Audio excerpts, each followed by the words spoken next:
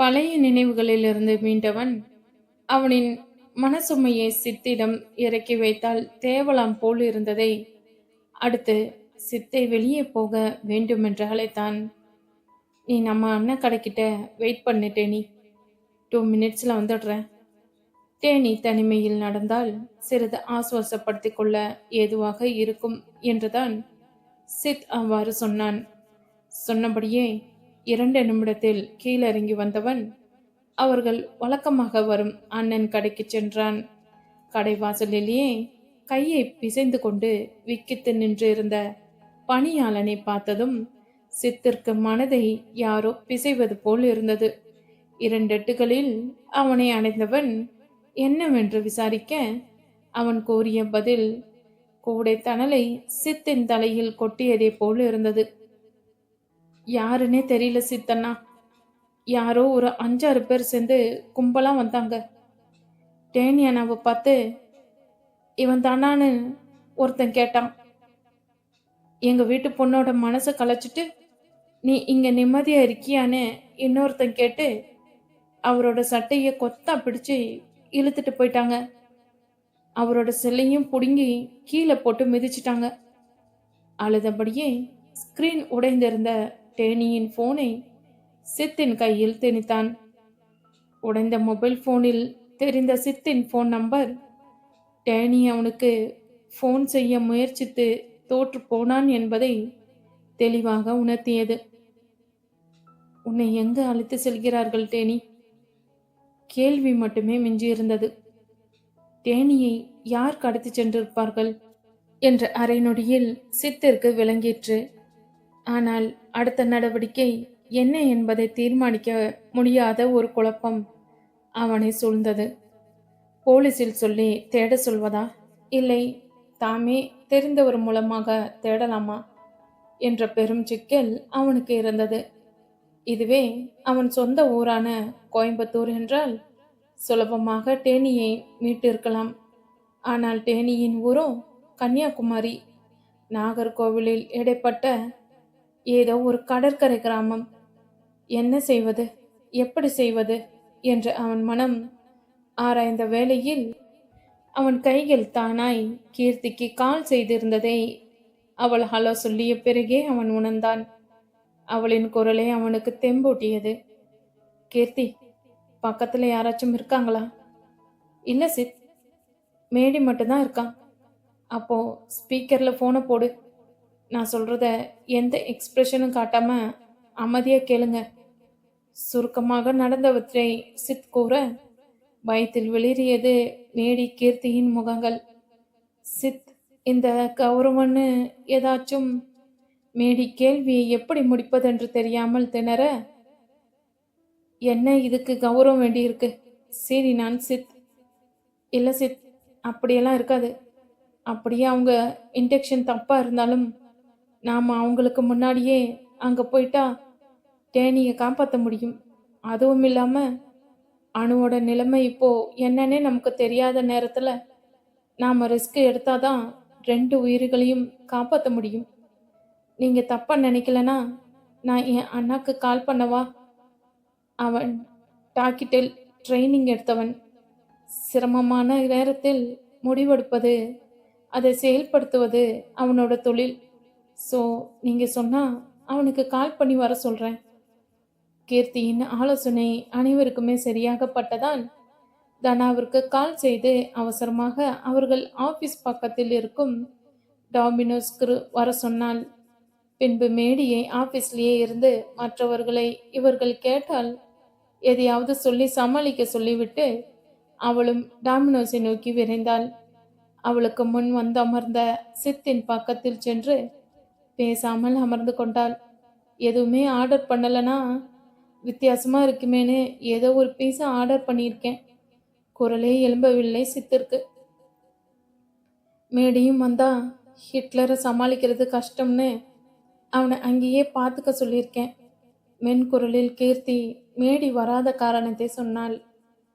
"Danny எனக்கு நண்பன்னு சொல்றதை விட அவன் என் குடும்பத்தில் ஒருத்தன். நான் மனசுடைஞ்சு போயிருந்தப்போ எனக்கு வாழ்க்கையில் ஒரு பிடிப்பை தந்தவன். அணு எனக்கு ஒரு சகோதரியை போல. நான் சிரிப்பை தொலைச்சிருந்த காலத்தில் இவங்க தான் எனக்கு ஆதரவு தந்தாங்க. என்னை மீட்டெடுக்க இவங்க உதவி இருக்கலனா நான் எப்படி இருந்துப்பேன்னு நினைக்கவே பிடிக்கல.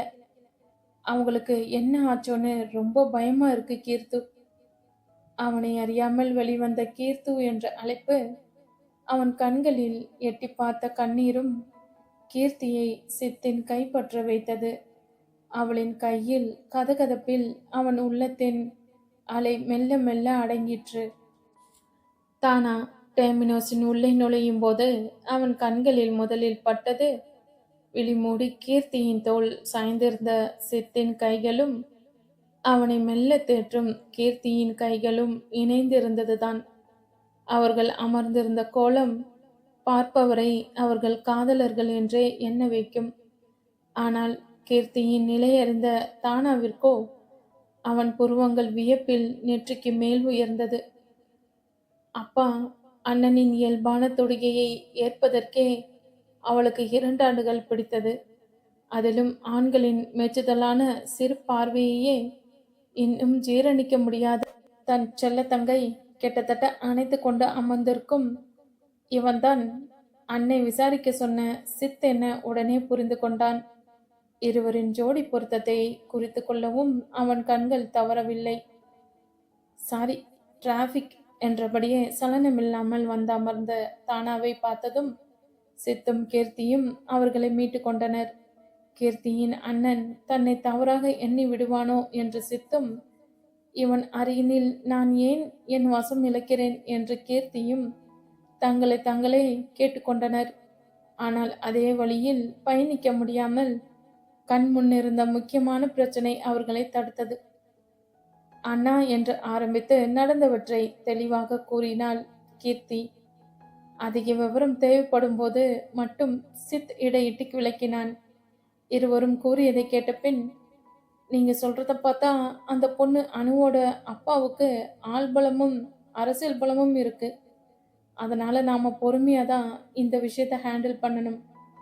அவங்க அந்த பையனை அந்த ஊருக்கு தான் கூட்டிட்டு போறாங்கன்றது எந்த ஆதாரமும் இல்லை.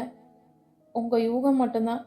அது மட்டும் இல்லாம அந்த ஊர்ல எனக்கு தனி பவர் கிடையாது. அண்ட் அந்த ஊர் போலீஸ் ஆஃபீஸர் நமக்கு ஹெல்ப் பண்ணுவாங்கன்றதுக்கும் எந்த முகாந்திரமும் இல்லை. ஸோ அஃபிஷியலாக இதை ஹேண்டில் பண்ண முடியாது. அன்அஃபிஷியலாக தான் இதை அணுகணும். தானா சொல்ல சொல்ல விஷயத்தின் தீவிரம் அறிந்த இருவரின் முகங்களும் இரத்தப்பசையை இழந்தது. நான் இப்போவே அந்த காரை தொடர்ந்து போகிறேன். அது வரை வேணும்னா எங்களுக்கு வேண்டியவங்க கோயம்புத்தூரில் இருக்காங்க. அவங்கள போய் அங்கே நிலவரம் எப்படின்னு பார்க்க சொல்லுவோமா? தானா யோசிக்கும் போதே, சித், நீங்கள் தனியாலாம் போக வேணாம். அண்ணன் நீங்கள் கூட போங்க ப்ளீஸ். தனக்காக தன் அண்ணனிடம் கெஞ்சும் கீர்த்தியை கண்டதும் காதல் கசிந்தது சித்தின் கண்களில். இந்த சம்பாஷணை அனைத்தையும் செவ்வென படம் பிடித்து கொண்டான் தனா. மிஸ்டர் சித்தார்த், கீர்த்தி சொல்றதும் சரிதான். நானும் உங்க கூட வரேன்.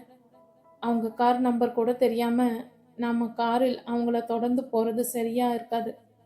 நாம திருவனந்தபுரத்துக்கு ஃப்ளைட்டில் போயிட்டு அங்கேருந்து டாக்ஸி வச்சுட்டு தேனி ஊருக்கு போயிடுவோம்.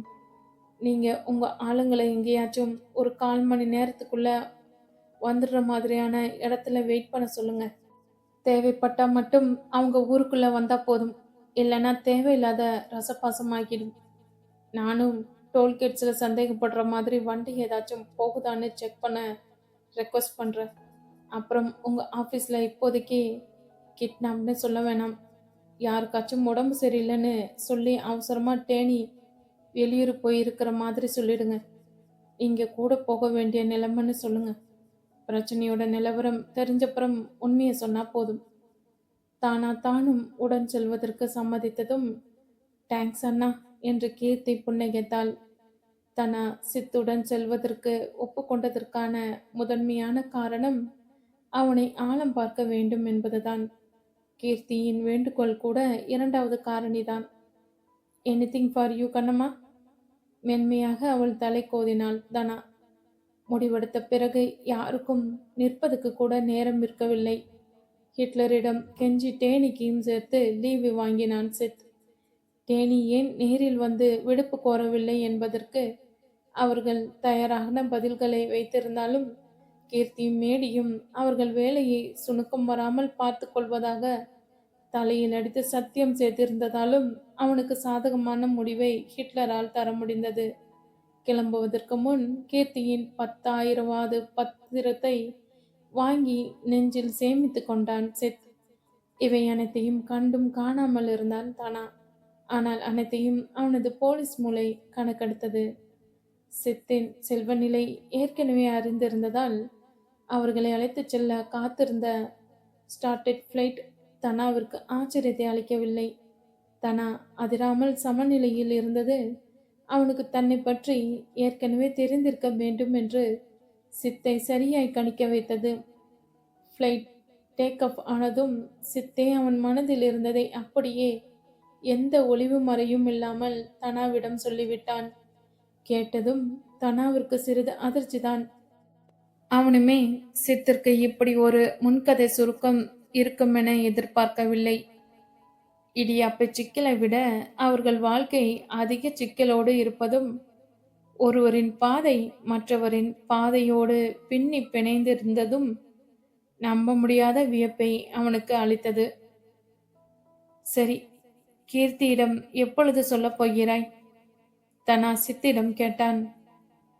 இந்த 1 மணி நேர பயணத்தின் முடிவில் அவர்களிடம் ஒரு தோழமை தோன்றி மரியாதை பண்பை விலக்கியிருந்தது.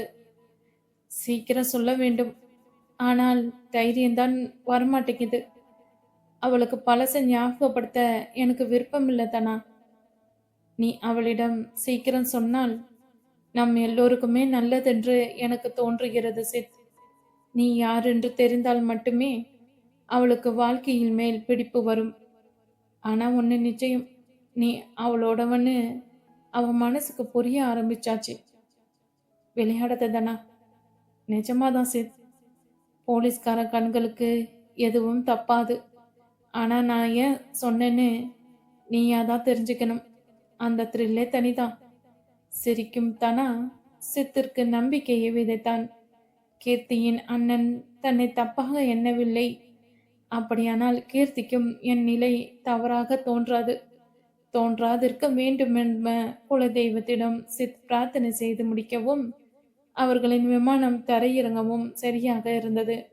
வெளியே காத்திருந்த டாக்ஸி இருவரையும் டேனி அணுவின் ஊருக்கு அழைத்து சென்றது. அவர்கள் பயணிக்கும் அதே நேரம் அதே ஊருக்கு இன்னும் 2 கார்கள் அதிவேகமாக சென்று கொண்டிருந்தது. ஒன்று கோவையிலிருந்து, மற்றொன்று சென்னையிலிருந்தும். சென்னையிலிருந்து வந்து கொண்டிருந்த அந்த பழைய மாடல் டவராவின் பின் சீட்டிற்கு நடுவில் அடித்து மடித்து வைக்கப்பட்டிருந்தான் டேனி. சட்டை கிழிந்து தாடை உடைந்து ரத்தம் சொட்ட சொட்ட மயங்கிய நிலையில் டேனியை மனிதர் எவர் பார்த்தாலும் கண்கள் பணிக்கும். ஆனால் அவனுடன் பயணம் செய்பவர்கள்தான் வெறியில் திளைத்து ஊறிய மிருகங்கள் ஆயிற்றே. இருபுறம் இருக்கும் இருக்கையிலும் அமர்ந்திருந்தவர்கள் தோன்றும் போதெல்லாம் தங்கள் கால்களில் கீழிருக்கும் டேனியை உதைத்து கொண்டே வந்தனர். ஒவ்வொரு வேகத்தடையும் அவன் எலும்புகளை பதம் பார்த்தது. ஒவ்வொரு முறை மூச்செடுக்கும் போதும் நுரையீரல் வரை எரிந்தது. போதாதற்கு அங்கிருந்த எவனோ ஒருவனின் செருப்பில் ஒட்டி உலர்ந்திருந்த மலத்தின் நாற்றமும் சேர்ந்து கொண்டு குடலை பிடுங்கியது.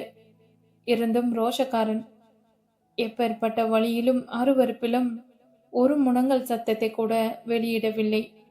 அரை உயிராயிருந்தாலும் அவன் மனமெல்லாம் அணுவிடமே இருந்தது. அவளுக்கு எதுவும் ஆகாமல் இருக்க வேண்டும் என்ற ஒரே சிந்தனைதான். அவன் நாடியெல்லாம் அதுவே அவனை உயிரோடு இருக்க ஊக்கியது. புலிப்போல் உருமிக் கொண்டிருந்தார் அம்பலவாணன். மகள் இப்படி செய்வாள் என அவர் கொஞ்சமும் எதிர்பார்க்கவில்லை.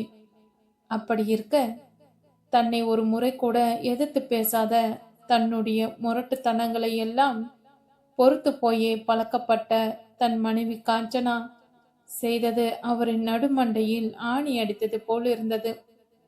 அந்த பையன் வரட்டும், எல்லாத்துக்கும் முடிவு கட்டுறேன் என்று கருவி கொண்டிருந்தவர் முன்பு சித்துவும் தனாவும் நிறுத்தப்பட்டிருந்தனர்.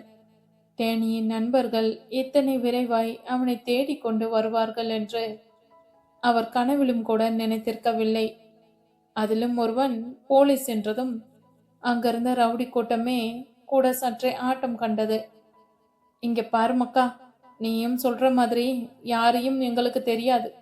நானே என் பொண்ணுக்கு உடம்பு முடியாம வருத்தத்துல இருக்கேன். தொந்தரவு பண்ணாம போயிடுங்க, அதுதான் எல்லாத்துக்கும் நல்லது. உங்க பொண்ணு அனு எங்க ஃப்ரெண்டு தான். அவளை பார்த்தா கூட போதும், நாங்க கிளம்பிடுறோம். சித்தின் பிடிவாதம் அவர் பொறுமையை மிகவும் சோதி. என்னப்பா புரியாத பயலா இருக்க? பொண்ணுக்கு உடம்பு சுகமில்லைன்னு சொல்றேன்ல. கண்டவனை எல்லாம் வீட்டுக்குள்ள விட முடியாது. மறையாதே இடத்த காலி பண்ணுங்க, இல்லைன்னா காலி பண்ண வைக்க வேண்டி வரும். வார்த்தைகளில் இருந்த மிரட்டலுக்கு அடிப்பணிபவன் சித்தாத்தாக இருக்க முடியாதே. அவர் மறுக்க இவன் திமிர கடைசியில் அவர்கள் இருவரையும் பிடித்து ஒரு அறையில் அடைத்து வைத்தனர். இதுதான் தன்மையா பேசி காரிய சாதிக்கிற லட்சணமா? முறைத்தான் தானா. நான் என்ன பண்றது? ஊருக்குள்ள வந்ததும் நான் ஒரு தாத்தா கிட்ட போய் அம்பலமான வீடு எங்க இருக்குன்னு தான் கேட்டேன். அதுக்கு அவர் பக்கத்துல இருந்தவன் கிட்ட, டேய், அந்த டேனி பயலோட கூட்டாளிங்க போல, இழுத்துட்டு தலைவர் வீட்டுக்கு போன்னு சொல்லிட்டாரு. இங்க வந்தா இந்த ஆளு கடுப்பை கிளறிட்டாரு. அதான் உணர்ச்சி வசப்பட்டுட்டேன். நீ வாயும் மூடிட்டு இருந்திருந்தா அட்லீஸ்ட் மொபைல் ஆச்சும் கையில இருந்திருக்கும். இப்போ அதுவும் போச்சு. உங்க ஆட்கள் எங்க இருக்காங்க, எப்போ வருவாங்கன்னு ஒன்றும் தெரியல. நாம எப்படி எஸ்கேப் ஆகுறதுன்னு புரியல. நம்மளையும் சேர்த்து கொன்னுடுவாங்களோ? எனக்கு என்னமோ அப்படி தெரியல. நான் போலீஸ்ன்னு தெரிஞ்சதும் கொஞ்சம் பம்மின மாதிரி தெரிஞ்சது. ஸோ கொஞ்ச நேரம் கழிச்சு திறந்து விட்டுருவாங்கன்னு தான் தோணுது. ஆனால் அதுக்குள்ள டேனி அணுவும் எதுவும் ஆயிடக்கூடாது. தானாவின் கவலை சித்தையும் தொற்றிக்கொள்ள இருவரும் விட்டத்தை விரித்தபடியே இருந்தனர். தானா நினைத்தபடியே 6-7 மணி நேரத்திற்குள் பிறகு அவர்கள் ரூம் கதவு திறக்கப்பட்டது. ஐயா வர சொல்றாங்க. அவர்களை தடபுடலாக அடைத்தவன் இப்பொழுது பதிவிசாக அழைத்ததும் சித்தும் தானாவும் ஒருவரை ஒருவர் பார்த்து கொண்டனர். இங்கு போன் சித்து கேட்க மறுபேச்சென்று இருவரின் அலைபேசிகளும் அவரவரிடத்தில் தரப்பட்டது. இவர்கள் வெளியே செல்ல கால் எடுத்து வைக்கும் நேரம் இந்த அம்பலவாணனோட மருமகனை அடிக்கிற தைரியத்தை உங்களுக்கு எவன்டா கொடுத்தான் என்று இதுவரையில் வில்லனை போல நடந்து கொண்ட அம்பலவாணன் உச்ச சாணியில் கத்தி கொண்டிருந்தார். அவர் பக்கத்தில் வெளிகளில் மட்டும் உயிரை தேக்கி இருக்கும் 2 ஜீவன்கள் கைகூப்பிய நிலையில் கிடந்தனர். கையில் ஆயுதத்தோடு கண்களில் கண்ணீரோடும் நன்றியோடு மூன்றாவதாய் ஒரு ஜீவனும் அவரையே பார்த்திருந்தது. அம்பலவாணனின் அதிரடி அந்தர்பல்டி ஒரு மித்தமாக எல்லோரையும் ஆச்சரியத்தில் ஆழ்த்தியது. கீழே கிடந்தவர்களுக்கு தானா ஓடிச் சென்று முதலுதவி தந்தான். என்னதான் அவன் இப்பொழுது போலீஸ் என்றாலும் முதலில் டாக்டர் அல்லவா? சித், டேனிக்கு பல்ஸ் வீக்கா இருக்கு. அணுவும் எதுவும் சாப்பிடாம இருந்திருக்கணும். அவங்களுக்கும் ட்ரிப்ஸ் ஏற்ற வேண்டி இருக்கும்னு நினைக்கிறேன். உடனே ஹாஸ்பிட்டலுக்கு போகணும். காரை வர சொல்லு. கையில் இருந்த ஆயுதம் கீழே போட்டுவிட்டு, தெய்வமே, உனக்கு கண்ணில்லையா? இந்த பிள்ளைங்க அப்படி என்ன பெரிய பாவம் பண்ணிடுச்சுங்க? குமரியம்மா, உன் மேல ஆணை. நான் தவம் இருந்து பெத்த என் பொண்ணுக்கு எதுவும் ஆச்சுன்னா இங்க இருக்கிற அத்தனை பேரையும் பொலி போட்டுருவேன். அகங்காரமாக கத்தியவர் அணுவின் அம்மா காஞ்சனாவே தான். ஏறி மிதித்தால் கூட தாங்கிக் கொள்ளும் பூமாதேவி தன் மனைவி என்று நினைத்து அம்பலமானன் ஆடாத ஆட்டமில்லை. அகழ்வாரை தாங்கும் நிலம் போல என்ற ஓமைக்கு சான்றாய் அப்போதெல்லாம் பெண்ணின் உயிருக்கு ஒரு கண்டமென்று வந்ததும் சீரும் எரிமலையாய் மாறியிருந்தார். சாது மிரண்டால் காடு கொள்ளாதுதான். வேகமாக வந்த வண்டியில் ஏறி மகளையும் மருமகனையும் மடியில் தாங்கிக் கொண்டு மறந்தும் கூட அவரின் மணவாளனிடமிடம் நோக்கவில்லை காஞ்சனா. அம்பலவாணனின் சாதி செருக்கிற்கு அதை விட பெருத்த அவமானத்தை வேறு யாரும் தர இயலாது. பழைய அம்பலவாணனாக இருந்திருந்தால் மூவரையுமே அதே இடத்தில் வெட்டி போட்டிருப்பார். ஆனால் இந்த புதிய அம்பலவாணனோ கடந்த 3 நாட்களில் சொந்தங்களின் துரோகத்தையும் மகளின் பாசத்தையும் மனைவியின் நேசத்தையும் உணர்ந்திருந்தார். சின்ன வயது முதலே எதனாலும் அப்பாவிடம்தான் கேட்பேன் என்று சொல்லும் மகளை நினைத்து கொள்ள பெருமை அவருக்கு. அப்படிதான் அவள் காதல் கொண்டதை கூட தன்னிடமே முதலில் கூறியிருப்பாளோ என்று காலம் போன காலத்தில் அவருக்கு தோன்றியது. பொதுவாகவே எல்லாவற்றையும் அப்பாவிடம் பகிர்ந்து கொள்ளும் பெண்களால் தான் காதல் கொண்டு விட்டதை மட்டும் அம்மாவிடம்தான் பகிர்ந்து கொள்ள முடியும். ஆனால் தன் மகள் அதற்கு கூட தன்னை தான் தேடி இருக்கிறாள் என்றால் தன் மீது அவளுக்கு எத்தனை நம்பிக்கையும் பாசமும் இருந்திருக்க வேண்டும். அவள் உணர்வுகளை மதிக்காமல் அத்தனையும் குப்பையில் போட்ட தன் மதியினத்தை இப்பொழுது நொந்து என்ன பயன்? டேனியிடம் அவளை ஒப்படைத்து அவள் காதலை வெற்றிகரமாக கல்யாணத்தில் சேர்ப்பதுதான் தன் கடமை என்று முடிவு செய்தவர் விரைவாக வேறொரு வண்டி கொண்டு வர செய்து அதில் பயணிக்கலானார். தம்பி, சீக்கிரம் போங்கப்பா, அவசரப்படுத்திய காஞ்சனாவிற்காக மேலும் வேகத்தை கூட்ட சொன்னான் சித். 5 நிமிடத்தில் மருத்துவமனை வந்ததும் தான் அதுவரை இழுத்து பிடித்திருந்த மூச்சை விட்டான். அம்பலவாணன் அங்கிருக்கும் அனைவருக்கும் மிக மிக பரிச்சயம் என்பதால் ரெகுலர் ஃபார்மாலிட்டிஸ் எதையும் டாக்டர்கள் கேட்கவில்லை. மூர்ச்சையாகி இருந்த இருவரையும் அட்மிட் செய்துவிட்டு வெளிவரண்டாவில் மற்றவர்கள் காத்திருந்தனர். எல்லாமே என்னாலதான். இந்த பாவி வயிற்றுல இவ பிறந்த பாவம்தான். இவளுக்கு இவ்வளோ கஷ்டம். தலையில் அடித்துக்கொண்டு அழும் காஞ்சனாவை எப்படி தேற்றுவது என்று இருவருக்கும் புரியாமல் விழித்தது ஒரு நொடிதான். முதலில் சுதாரித்ததானா? ஆண்டி, தப்பா எடுத்துக்காதீங்க. என்ன நடந்துச்சுன்னு கொஞ்சம் விவரமா சொல்றீங்களா? திடீர்னு தேனியை கடத்திட்டு வந்துட்டாங்க. ஊருக்கு வந்த அணுவும் என்ன ஆனாங்கன்னே தெரியல. ரொம்ப பதச்சிட்டோம். நடந்ததை புரிஞ்சுக்கத்தான் கேட்குறோம் என்று காஞ்சனாவை விசாரித்தான். அழுதபடியே அவரும் நிகழ்ந்ததை சொல்ல ஆரம்பித்தார். பக்கத்து தெரு பையன் அணுவையும் தேனியையும் மெட்ராஸ்ல ஒன்னா பார்த்ததா சொன்னான். இவரும் எனக்கு உடம்பு சரியில்லைன்னு சொல்லி உடனே அவளை ஊருக்கு வர சொன்னாரு. 2 நாள் எதையும் அவகிட்ட காமிச்சிக்கல. அவளும் எப்பொழுதும் போல அப்பா அப்பான்னு சுத்திக்கிட்டு இருந்தா. எனக்கு என்னமோ தப்பா நடக்க போகுதுன்னு மனசுல பட்டது. அவளை கூப்பிடு, அப்பாக்கு உன் விஷயம் தெரிஞ்சிடுச்சு, நீ சீக்கிரம் ஊருக்கு போயிடுன்னு சொன்னேன். அவளும் டிக்கெட் எடுத்துட்டு மறுநாள் ஊருக்கு போறேன்னு அவ அப்பா கிட்ட சொன்னான். இவருக்கு என்கிட்ட எதையும் கலந்து பேசுற பழக்கம் இல்லை. எல்லாத்துலேயும் அவர் முடிவெடுத்ததுக்கு அப்புறம்தான் என்கிட்ட சொல்லுவார். அப்படிதான் அனு ஊருக்கு போகிற நாளும் விடிஞ்சது. காலையில் சாப்பிட்டதுமே கோயிலுக்கு போகணுமா, நீயும் அம்மாவும் ரெடி ஆகுங்கன்னு சொல்லிட்டு அவர் வெளியே போயிட்டாரு. நானும் அணுவும் ரெடி ஆகிட்டு இவருக்காக காத்திருந்தா ஒரு தருதலையே கூட்டிட்டு வந்து இவன் தான் மாப்பிள்ளைன்னு சொல்லிட்டாரு. எனக்கு என்ன பண்ணுறதுனே புரியாம இவளை பார்த்தா இவ கல்லு மாதிரி நின்றுக்கிட்டு இருக்கா. சரி, அந்த பையனை பார்த்தேன்னு சொன்னது தான் பொய் போல. அவர்கிட்ட தன்மையாக பேசி வேற நல்ல மாப்பிள்ளையா பார்க்க சொல்லுங்கன்னு சொல்றதுக்கு நான் வாய் எடுக்கிறதுக்கு முன்னாடி அவ அப்பாவை நேருக்கு நேர் பார்த்து, நம்ம குடும்பத்தில் இப்போ பொண்ணுங்களுக்கு 2ஆம் கல்யாணம் பண்ணுறது வழக்கமாயிடுச்சான்னு கேட்டாலே ஒரு கேள்வி. என் ஈரக்குலையே ஆடி போயிருச்சு தம்பி. அவ அப்பா அப்படியே நெஞ்ச பிடிச்சிட்டு உட்காந்துட்டாரு. ஆனா இவ நிறுத்தல. நான் டேனியை தான் கல்யாணம் பண்ணிப்பேன்னு உறுதியா சொல்லிட்டா. எவ்வளோ அடிச்சும் அவ நிலையிலிருந்து மாறல. அவ்வளோ அடி வாங்கிட்டும் மூச்சு விடுற சத்தம் கூட வெளியே வரல.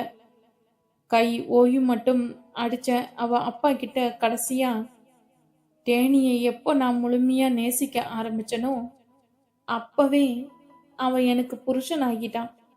இனி உங்க சடங்குக்காக எனக்கு கட்டாய கல்யாணம் பண்ணுனா அது 2வது கல்யாணம் மாதிரி தான். இந்த ஜென்மத்துல என் புருஷன்னா அது தேனி மட்டும்தான். இதை யாராலையும் மாத்த முடியாதுன்னு சொன்னான். அவ முகத்துல அப்படி ஒரு உறுதி. இவ அப்பாவும் நான் சொல்ற பையனை கல்யாணம் பண்ணிக்கிட்டு கல்யாண கோலத்துல உன்னை பார்க்கணும்னு ஆசைப்பட்டேன்.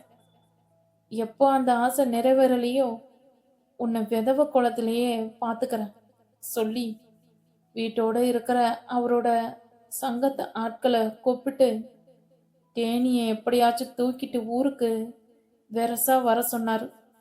அதை கேட்டதும் இந்த பாவி பொண்ணு தோப்புக்கு தெளிக்க வச்சிருந்த மருந்து எடுத்து குடிச்சிட்டா. செத்த நேரத்துல கை காலெல்லாம் இழுத்து கண்ணு சொருகிருச்சு. அள்ளி போட்டுக்கிட்டு ஆஸ்பத்திரிக்கு வந்து சேர்ந்தோம். கடவுள் மாதிரி இந்த டாக்டர் தான் காப்பாத்தினாரு. கண்ணு முழிச்சதும் தேனி ஏதாச்சும் பண்ணணும்னு நினைச்சா அதுக்கு முன்னாடி நான் செத்துடுவேன்னு சொல்லிட்டு மயங்கிட்டா. அன்னைக்கு சாயந்தரம் அவளை வீட்டுக்கு கூட்டிட்டு போக சொல்லிட்டாங்க. அவ தூங்கினதும் அவ அப்பா கிட்ட எப்படியாவது பேசி அனு மனசு போல கல்யாணம் பண்ணணும்னு நினைச்சேன். வெளியே வந்து பார்த்தா அந்த பொறுக்கி அதான் அணுவுக்கு பார்த்திருந்த மாப்பிள்ளையோட பெத்தவங்க பேசிக்கிட்டு இருந்தாங்க. அணு மருந்து குடிச்சதுனால அவங்க பையன் கல்யாணம் வேணான்னு சொல்லிட்டான. ஆனா ஏற்கனவே பேசினதை விட கூடுதலா ஒரு 10 லட்சம் ரூபாய் பணமும் 100 பவுனும் சேர்த்து போட்டா மேற்கொண்டு பேசலான்னு கூச்சமே இல்லாம என் பொண்ணு வாழ்க்கைய பேரும் பேசிக்கிட்டு இருந்தாங்க. எனக்கு இதெல்லாம் கேட்டதும் கோபம் வந்து அனு நிச்சயமா இந்த கல்யாணத்துக்கு சம்மதிக்க மாட்டா. என் பொண்ணை கைய காலை கட்டிய மனவரையில நிறுத்த போறீங்க சத்தம் போட்டேன். அதுக்கு அந்த பொம்பளை ஒரு மாதிரி இழிச்சிட்டு, இப்போ உங்க பொண்ணு அசந்து மயக்கத்துல தானே இருக்கா, 1 மணி நேரம் என் பையன் எந்த கேள்வியும் கேட்காம உள்ள விடுங்க, மத்ததை அவன் பார்த்துப்பான்னு சொன்னான். யார் பொண்ணை யார் என்ன சொல்றான்னு எனக்கு அப்படி ஒரு கண்ணு மண்ணு தெரியாத ஆத்திரம் வந்துடுச்சு தம்பி. அப்போதைக்கு கண்ணுல பட்ட விளக்கமாறு எடுத்து அவளை அடிச்சே வீட்டை விட்டு திறத்தினேன். ஆங்காரி கத்திட்டே என் முடிய பிடிச்சு அடிக்க பார்த்தா. அப்பதான் நான் ஆயுதம் எடுத்தேன். என் வீட்டு படியேறின தலைய சீவிடுவேன்னு மிரட்டிட்டு என் பொண்ணு ரூமோட வாசல்ல காவ காத்துக்கிட்டு இருந்தேன். டேனி தம்பிய பார்க்குற வரைக்கும் எனக்கு நம்பிக்கையே இல்லை. நான் கும்பிடுற குமரியம்மா தான் அந்த தம்பிய உயிரோட எங்க கண்ணுல காமிச்சிருக்கா. ஆனா அந்த சந்தோஷம் நிலைக்குமான்னு தான் தெரியல. 3 நாட்களாக அவர் அனுபவித்த துன்பம் எத்தகையதென்று அறிந்த தனாவுக்கும் சித்துவுக்கும் அவர் மீதான மரியாதை பன்மடங்கு உயர்ந்தது. மகள் மீதுள்ள பாசம் கட்டிய கணவரை வாழும் ஊரையும் துச்சமாக நினைக்க வைத்ததை எண்ணி அவர்களுக்கு மெய் சிலிர்த்தது. கொண்ட காதலுக்காக இந்த காலத்திலும் உயிரை விட தயாராயிருக்கும் தேனியும் அணுவும் அவனுக்கு வாழ்க்கை பாடத்தை கற்றுத்தருவதாகவே தனா எண்ணினான். காதலின் வழி அளப்பரியதுதான் போலும் என்பதையும் விட இப்பொழுது சிந்துவின் அருகாமை அவனுக்கு சுவாசிக்கும் காற்றை விட மிக மிக அவசியமாகப்பட்டது.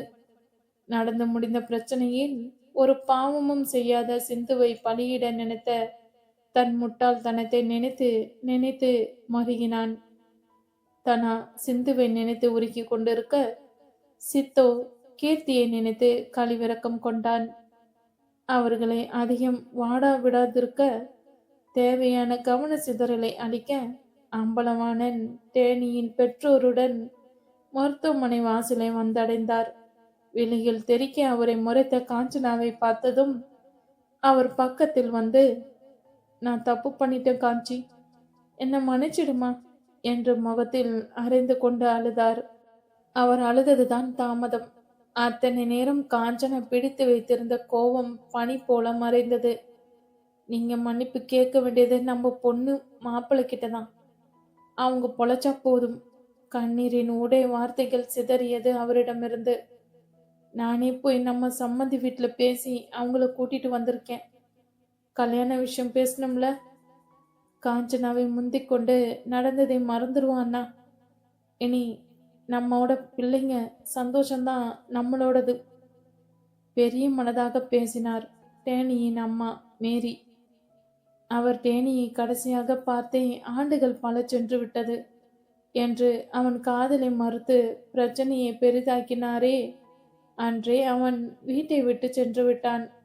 மாதம் தவறாமல் அவருக்கு பணம் அனுப்பும் மகனை ஊருக்கு ஒரு முறை வர சொல்லி எத்தனை முறை கெஞ்சியும் அவன் அசைந்தான் இல்லை. டேனியின் விருப்பப்படி அணுவை கல்யாணம் செய்யலாம் என்றால் அம்பலவாணனிடம் முதலில் இறங்கி செல்வது அவருக்கு வேப்பங்காயாய் கசந்தது. ஆனால் அனு டேனியின் நலனுக்காக அவர் மனதை வெகுவாக பாதித்திருந்தது. எப்படி பேச்சை ஆரம்பிப்பது? டேனியின் பெற்றோர் ஆலோசித்துக் கொண்டிருந்த சமயத்தில்தான் அம்பலவாணன் வந்து நடந்தவற்றை கூறி மன்னிப்பு வேண்டியதில்லாமல் டேனியான திருமணம் குறித்து பேசினார். டேனியின் உடல்நிலை கவலை தந்தாலும் அவன் பிழைத்து பெருவாழ்வு வாழ்வான் என்று அவன் தாய் மனம் உறுதியாய் நம்பியது. அவர் நம்பிக்கையை பொய்யாக்காத வண்ணம் சில மணி நேரங்களுக்கு பிறகு டாக்டர் வந்து டேனிக்கு ஆபத்து ஒன்றும் இல்லை என்றும் தவறாமல் மருந்து மாத்திரைகளை எடுத்தால் ஒரு வாரத்தில் காயங்கள் முற்றிலும் ஆறிவிடும் என்றும் தெரிவித்தார். சோர்வினால் துவண்டு போயிருந்த அணுவும் ட்ரிப்ஸ் ஏறியதும் சற்றே புத்துணர்ச்சி பெற்றிருந்தாள்.